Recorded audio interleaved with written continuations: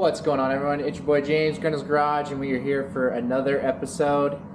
Well, I went ahead and bit the bullet. We're going to go ahead and do something new, something that I've never done before, and I'm pretty excited. So, long story short, guys, upgrading to disc brakes has been a game changer for me as far as my ability to stop and all that jazz and be a lot safer. But with that being said, I honestly got tired of changing out pads, not having all the stopping force that I could possibly have. And honestly, just going a little bit faster, want to be a little bit safer, and I think this is definitely going to be the power move. So what are we looking at? Basically, what you guys can do if you're interested is Smolik Performance makes a nice little kit that you can buy, so you can actually put a much bigger disc brake onto your motorized bicycles. Now, this is a rotor, and I believe this actually goes to a motorcycle, to tell you the truth. This is a 220. Right there, you can see 220 rotor. And long story short, basically, you get this little kit. Goes on like so. This goes around here, and then you can bolt that onto your actual wherever you want, really. You can do it to your rear, you can do it to your front suspension and stuff like that. So with that being said, guys, I did make a couple mistakes the first time I started doing this. This is not the first time I've made this video. Long story short, so when I bought the kit, it comes with these 220 adapters. Super awesome, well made, love the crap out of it. But for my setup, which I'm mounting it onto a PM front mount to my air shocks, there is a PM, which means post mount, and then there's another one that has just the circles. I believe that's like an SPI or something like that. Long story short, guys, from everything I could see after trying to fit this adapter onto there, it basically stuck out our actual caliper too far to actually get clamping force onto here. So after watching some videos, I looked at some of Trent's stuff because he's put in multiple of these onto his motorized bicycles. Basically, he said that we're gonna have a much better clearance onto the 203. So that was my first mistake, is I definitely screwed up there.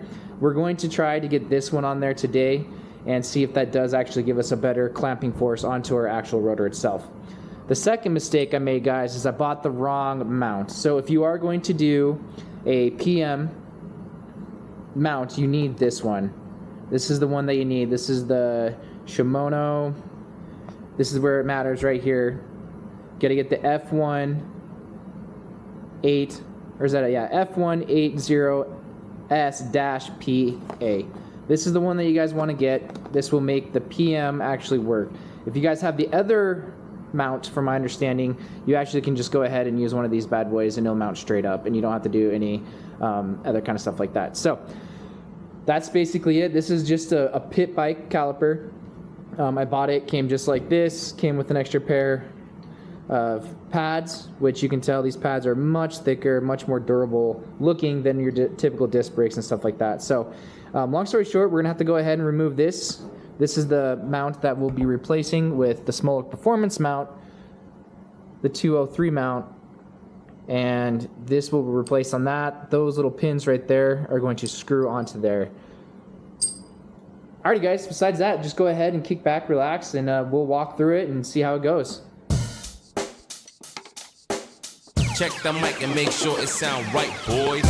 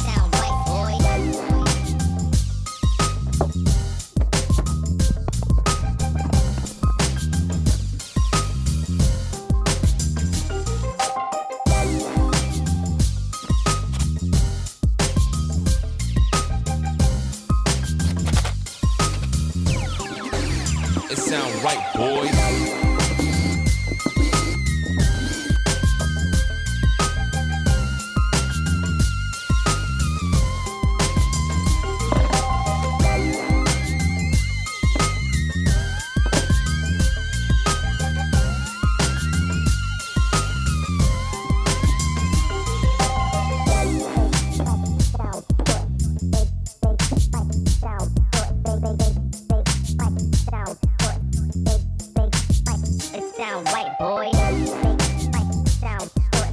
Big bike sound good. Big bike sound good. Big bike it sound right, boy. Big bike sound good. Big bike sound good.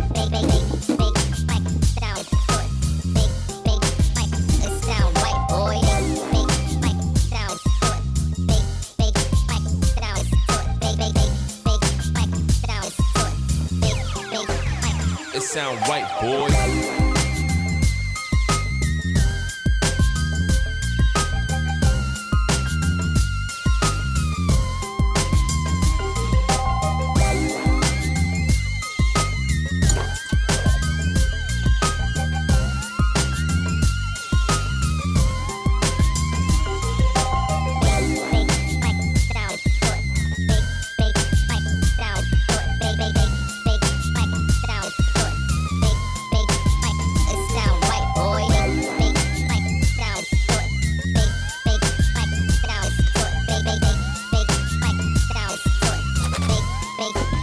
It sound right, boy.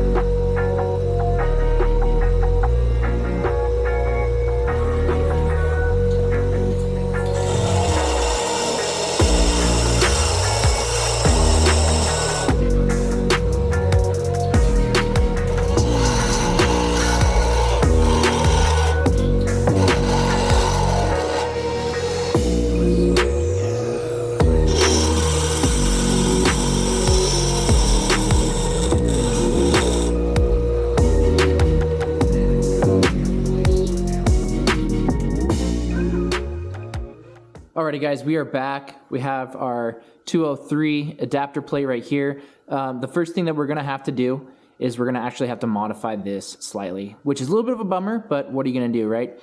The biggest thing is when we go to put that in, it doesn't quite fit. What's happening is we're getting a little bit of rubbing onto the bolt that puts this Shimano adapter into there. So what we're gonna have to do is we're gonna have to shave a little bit on top, and then if you actually look at the bottom, which you might not be able to see with that angle, we're actually gonna have to take a little bit off of the bottom here and a little bit at the top there. So I'm just gonna get my handy dandy Sharpie, and I'm just going to go ahead and make where I think we need to make the cuts. Now, this is going to get a little close up into here, so I'm just make my little mark there, and I know we're going to take off some of the bottom right there. So what we're going to go ahead and do is we're actually going to go ahead and use the bandsaw to go ahead and cut just a little notch, and then we can take a file and fine tune it, but I do want that to be a decently snug fit into there, if that makes sense. So what we might end up doing is actually just trying to take off some from the bottom first to see if that will give us a little bit of clearance, and then we'll go from there. I'm going to use my grinder to grind off this side, and then use the bandsaw to do that. So besides that, guys, stay tuned.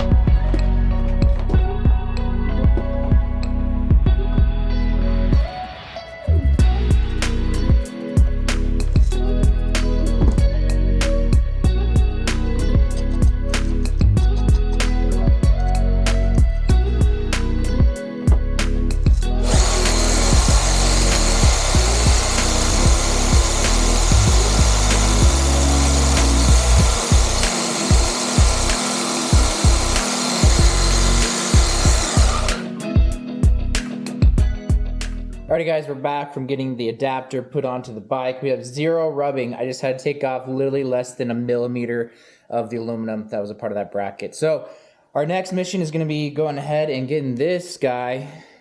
There's 2 bolts right there, one right there. This little circle bolt that's right in there kind of thing goes onto this section right here. These are have taps in them, so that's where they're going to go. I really think it's as simple as just pulling that out just so. Leave the rubber garments in there, and then we are going to go ahead and take these off and put them onto there. So go ahead and kick back and relax.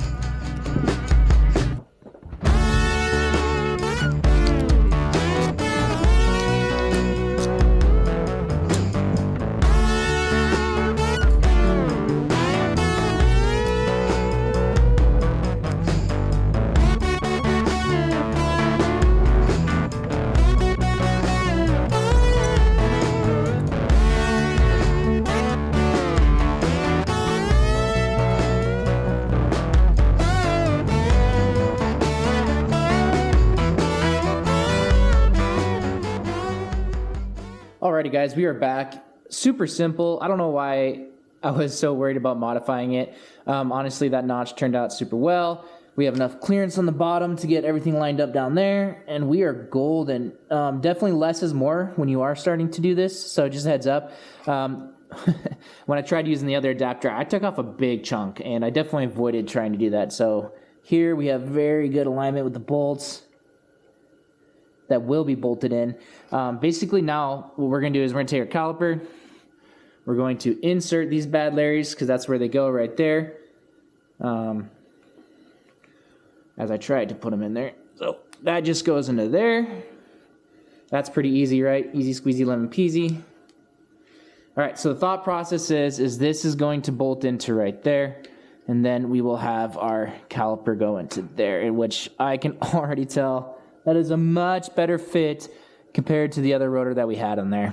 The only other thing that we're going to have to do, just by looking at this, is, let's see if I can get you up in there, see if I can get the light in there too, is we got to build some kind of spacer in there. I think you could probably just use washers, which we might just use washers, but it also might be kind of a pain.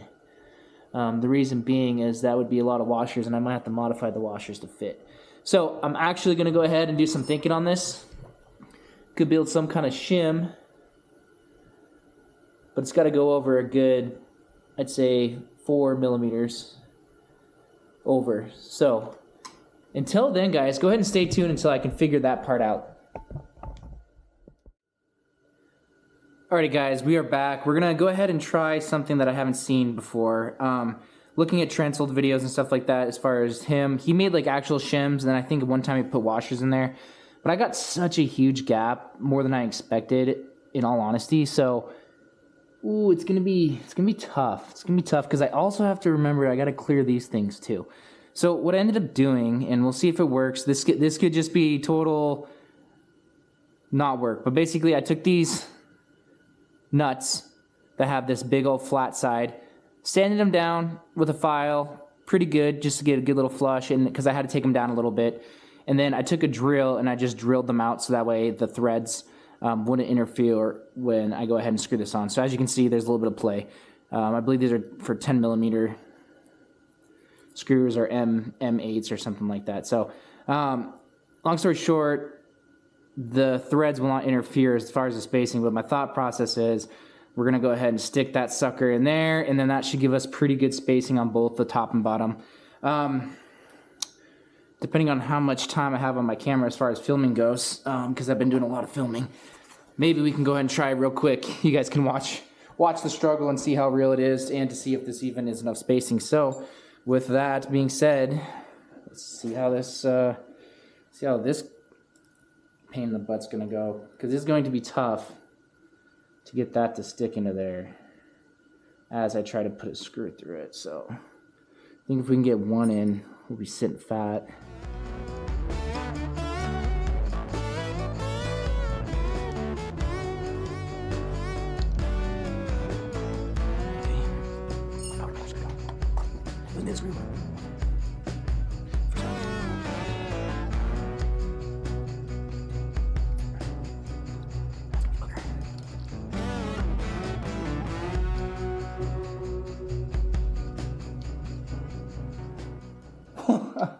Okay, I lied. That was a lot easier than I thought it was going to be. One thing I got to see. Something you definitely got to see, though. Let's see how this works. Okay, if this does work, I will have to obviously take this off and put Loctite on there. Obviously have to use Loctite, but if this works, man, that was way too easy. Oh, this might have been too easy, guys. You guys ever get nervous when something like that just works? One thing to note, remember, these pieces are aluminum, these brackets right here, so we really got to be careful on stripping out stuff, okay? We really got to be careful on stripping out stuff. That's my 2 cents with that. Also, too, I think I might have to take the disc off and realign it a little bit better. It kind of did seem like we're going up and down and maybe a little bit of canter back and forth, so for perfect alignment, stuff like that. Might be tough. I highly doubt that it has anything to do. It's probably to do with the trueness of the wheel versus anything else. Now, when I got these wheels, though, they were pretty true. Pretty true, so... But this rim has gone pretty quick in the past. Okay, I mean, clearance looks okay. There's actually a chance that we might want to... Oh my gosh, I think we might be okay. Okay, we are going to hear some rubbing, but I just got to see how much rubbing we got. Sorry, hang in there, guys. Oh, if this works, guys, this would be such a game changer as far as safety and stuff. Oh yeah, we're rubbing pretty good. Where am I rubbing at?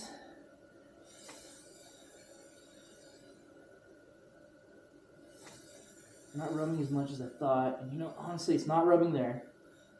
It is rubbing there slightly, I guess. But right there.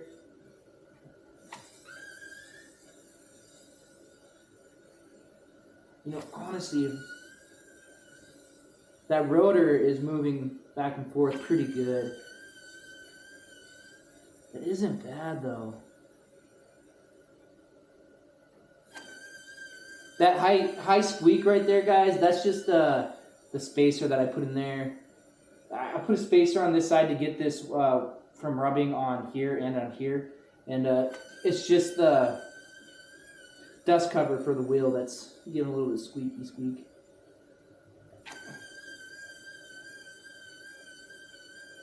You know what? That might not be bad.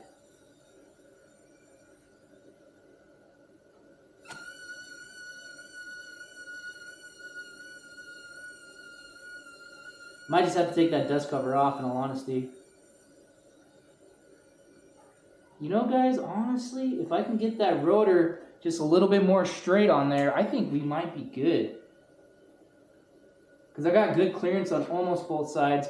It is rubbing a little bit on the left. So the inside on this one. So right there, there's absolutely no rubbing. Right about there, we are rubbing a little bit on the left. No rubbing there. Ah, interesting. Okay. So it appears that I got to get the rotor a little bit more centered than anything else. But in all honesty, wow, guys, okay. Those little spacers, that actually might have been a good little ticket there. So I say go ahead and stay tuned. I hate to monk with it. Honestly, it's so close that I might not even screw with it, guys. I might not even screw with it. Alrighty, guys, we are back, and I absolutely did the best that I could to get the rotor center on there correctly. I did see some improvement. We are still slightly rubbing, and I honestly, there's so much. I guess there's the lack of adjustability in this, and I think I've gotten it to the best that I can with my ability. So we'll just go ahead and do the scrape test. You are going to hear a little bit of scraping, but it's not nearly as bad as it was. We are having some slight rubbing, but the wheel itself is spinning much better.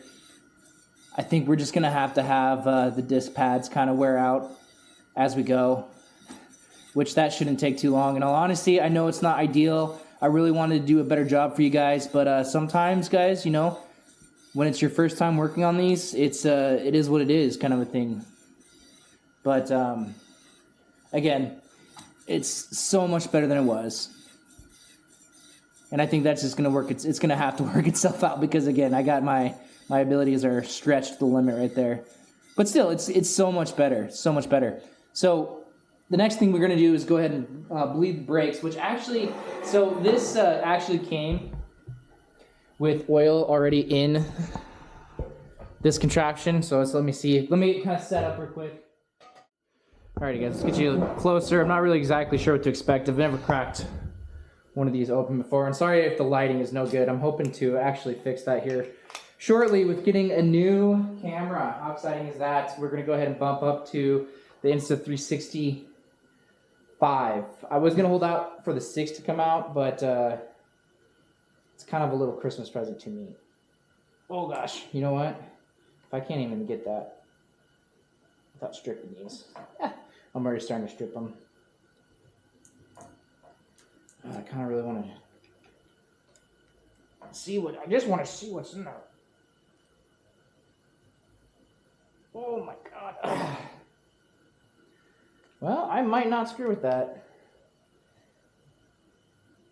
Oh, don't worry, I am going the right way. Man, I really wish those weren't Phillips, but I mean, I have super good pressure. I'm just thinking, like I said, I kind of wanted to show you guys. I wanted to show myself.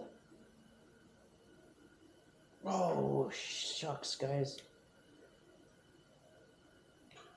I'm not going to get those out without stripping them. Well, that's kind of a bummer. Alrighty, well, personally, I think that's a design flaw in that. I mean, like I have nothing but great pressure. So I guess let's just go ahead and give it a couple spins. See how these bad boys work. See how good they can stop. I do have a drivetrain on there, so let's just go ahead and it's gonna be hard to give her a spin on this. Oh man, that's pretty good. Let's go ahead and try to give her a really good spin here. Oh my goodness. Almost makes me want to. I can literally feel the fork biting down so tight. And this headset is super in there, so.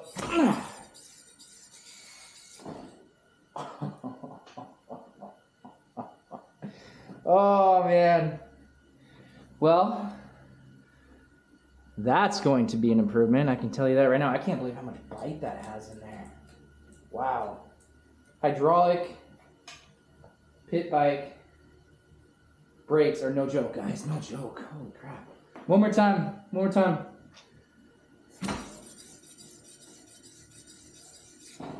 Just stopping. Well, that's going to be a heck of an improvement.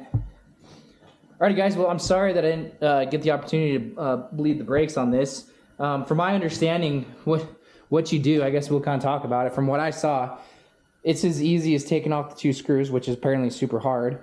Go ahead and make sure that your reservoir is nice and level, so that way you don't spill, obviously. And then what you're going to do is you're honestly just going to, I'm pulling on the wrong finger. That's really tight. You're just going to add your brake fluid, which I bought, which I guess I don't need now. And you're just going to add, and you're just going to keep pulling and pulling and pulling and pulling and just pulling up the air bubbles until it starts squirting out. Once you do that, make sure your reservoir is topped off, put your plate back on, and go from there. But cool, guys. That's all I have. Okay, well, it probably wasn't the best example or probably the best video out there on how to put these pit bike brakes on, but hey, it's my first time doing it, and we can only improve. If the stopping ability on this is awesome, I'm going to switch all my bikes to it. I think the brake pads are going to last so much longer, and I mean, if I can be a little bit more safer on the road, I'm going to take that opportunity. The one thing I would say, maybe down the line, we'll probably get a different lining or line, because you can take that off, and that's pretty easy. Oh, you know what I wonder? Guys, here we go. We're going to go on a rant. I wonder if the pressure is so high in here right now that it's creating suction, so that maybe that's why I can't get those off. Maybe it's like getting sucked down on there. That's what I'm guessing. But yeah, anyways, I would switch out the line because this is a super long line. You can get them pretty cheap off of Amazon. And I would probably recommend getting a shorter one before you go down this project. I just didn't know how it was going to fit, and I really wanted to get it on there.